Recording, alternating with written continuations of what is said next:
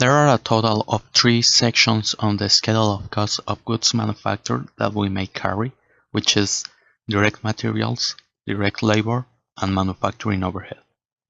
For that, we are going to declare a constant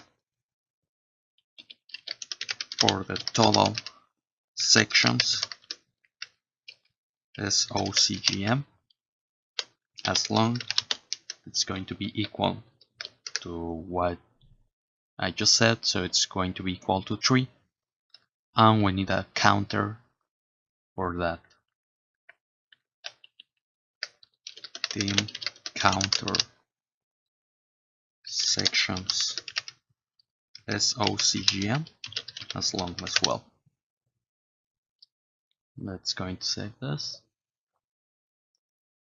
After this logic is performed, we're going to start with the logic for the sections itself, which is going to be defined by var counter sections SOCGM to total sections SOCGM.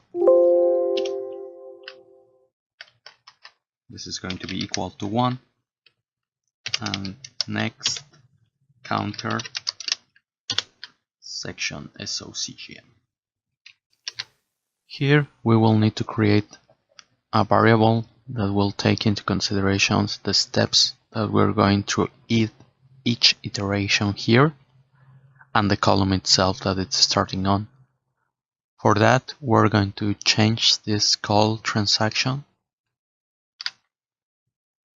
as call transaction data entry.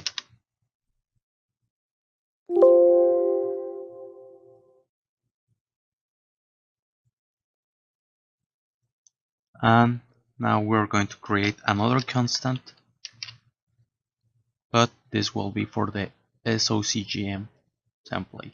So SOCGM. And this is going to be on D, which is number 4.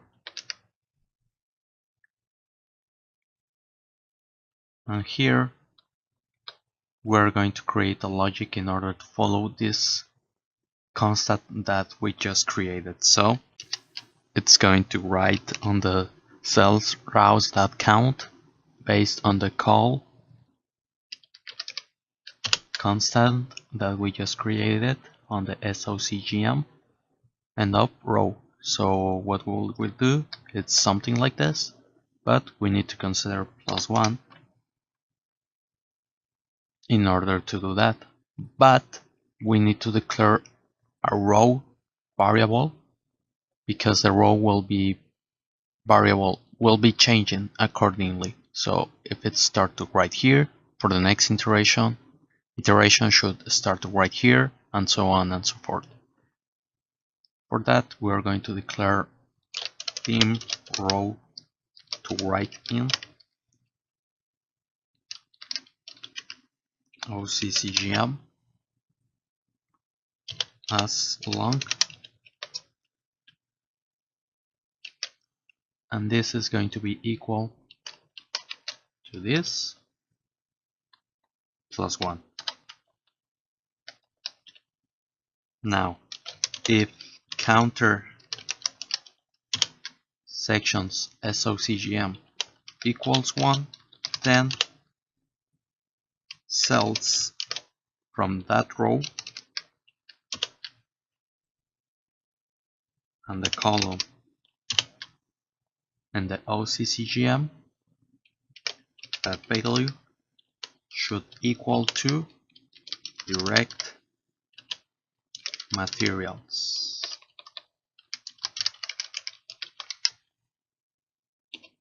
And with that, we have finished our first step in order to begin the logic for the counter, and in order to manage the arrays we saved on the previous step.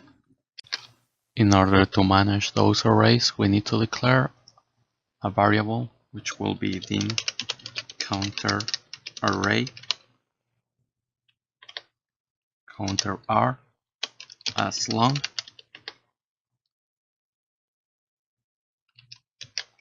this is going to be here for counter r equals to 1 to the u-bound of the array that we are evaluating based on the transaction name. So it's going to be array txt transaction name, and then we have the next counter r. Here we're going to write the logic in order to evaluate whether it's direct purchase or no. I'm sorry, I meant to say either if it's a direct material, direct labor, or manufacturing overhead. Before I forget, we should declare that the arrays are going to start on the number 1, and for this we're going to say option base 1, so the arrays start on the number 1 instead of the number 0 by default.